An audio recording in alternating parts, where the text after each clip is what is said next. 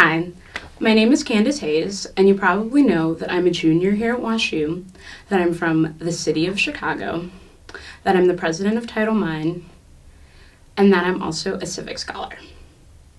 What you probably don't know about me is that I have 2 W's on my transcript, that I was diagnosed with ADHD last semester and now have academic accommodations, and that I never started asking for what I needed until last spring when I hit a breaking point. From the moment that I was born, my parents manifested greatness for me and made countless sacrifices so that I would achieve it. One of the first sacrifices that my parents made for me was sending me to predominantly white Catholic schools my entire life. I was more focused on getting good grades and being the teacher's pet and always being the first person with my hand up in the air, rather than making friends and running around on the playground and just being a kid. Because of this, I was bullied for most of grade school for being different. I was the overweight Black girl who was so focused on excelling and achieving, and no students really knew what box to put me in. I ended up graduating 8th grade as the valedictorian of my class, but I can count on one hand the number of genuine connections I actually made with my peers. Flash forward to high school, and not much has changed. I'm even more focused on being a high achiever and excelling and filling my resume with well-rounded activities for the college admissions process. Again, I graduated in the top 20% of my class and was a member of the National Honor Society. Going into WashU, my first semester in college was such an emotional roller coaster.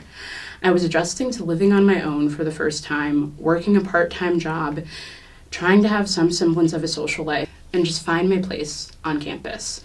It was again an unsustainable lifestyle that I justified and rationalized because I was so focused on doing as much as I could to be seen as someone that excelled. I knew for the majority of the past 2 years that this lifestyle was unsustainable and that I needed to make a change. But I was always so quick to deny the mental health issues that I knew would surface. I'd say everybody gets sad or anxious sometimes. I'm fine, whatever. And when everyone asked me how I was doing or if I needed help, I'd be like, no, there are plenty of resources on campus, but those are for students that actually need them, and I would write it off. But as a WUSA, I of course knew exactly what to say and knew what resources to point people towards. That was until spring of 2019, that is. I got my first F on an exam, and my entire worldview shattered. I'd never failed anything before, and I didn't know how to conceptualize that and internalize what that meant for myself.